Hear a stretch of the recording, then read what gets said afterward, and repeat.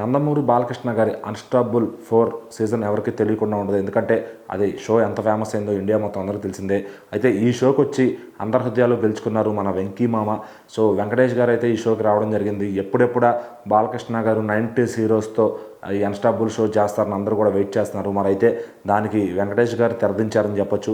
For the first time 90s హీరోస్తో బాలకృష్ణ గారు ఈ మధ్యన అసలు ఎవరితో చేయలేదు. ఇప్పటికే 3 సీజన్లు అయ్యాయి. 3 కూడా మ్యాక్సిమం డిఫరెంట్ కాంబినేషన్స్ చేశారు, కానీ 90sలో ఆయన కాంపిటీషన్ ఇచ్చిన హీరోలతో అయితే ఆయన ఖచ్చితంగా చేయలేదు. మరి for the first time Venkatesh గారు అయితే ఈ షోకి రావడం జరిగింది.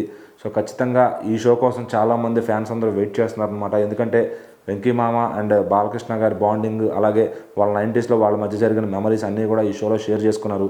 అయితే మరి బాలకృష్ణ గారు వెంకటేష్ లాగా ఇట్లా ఆయన స్టైల్ని రిప్రజెంట్ చేయడం, అలాగే వెంకటేష్ గారు బాలకృష్ణ లాగా తొడగొట్టడం, సో వాళ్ళ స్టైల్స్ని వాళ్ళు చక్కగా ఇమిటేట్ చేశారనమాట.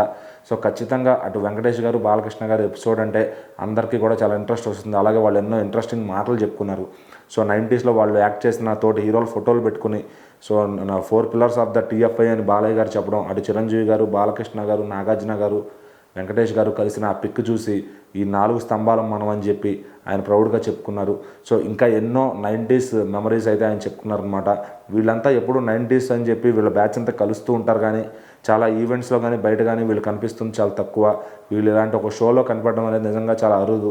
సో మరి ఈ ఎపిసోడ్ అయితే షూటింగ్ అయిపోయింది, దాని తాలూకు ప్రోమో కూడా వచ్చింది. సో మరి డిసెంబర్ 27 నైట్ 7 గంటల తర్వాత ఆ ప్రాంతంలో ఆహాలో అయితే ఈ ఎపిసోడ్ స్ట్రీమింగ్ అవ్వబోతుంది. సో మరి దానికోసం ఎప్పుడెప్పుడా అని అటు వెంకీ మామ అభిమానులు, అలాగే నందమూరి బాలకృష్ణ గారి అభిమానులు అందరూ కూడా ఆ ఎపిసోడ్ చూడటానికి ఎంతగానో వెయిట్ చేస్తున్నారు.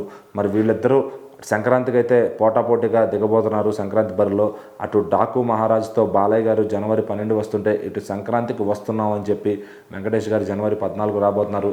సో మరి ఈ 2 సినిమాలు మళ్ళీ చాలా రోజుల తర్వాత వీళ్ళిద్దరికి ఒక కాంపిటీషన్ వాతావరణం అయితే వచ్చింది.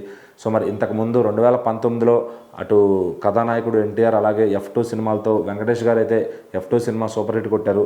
సో బాలయ్య గారు కొంచెం డిసప్పాయింట్ అయితే చేశారు. మరి ఈసారి బాలయ్య గారు ఒక డాకు మహారాజ్ అంటూ ఒక మాస్ సినిమాతో వస్తుంటే, మళ్ళీ యథావిధిగా వెంకటేష్ గారు ఫ్యామిలీ సినిమాతో వస్తున్నారు. మరి వీళ్ళిద్దరితో పాటు యంగ్ హీరో అయిన రామ్ చరణ్ గారు గ్లోబల్ స్టార్ గేమ్ చేంజర్ కూడా వస్తుంది. మరి ఈ సంక్రాంతి పోటీ అయితే హీట్ ఎక్కిపోతుంది అనమాట ఖచ్చితంగా.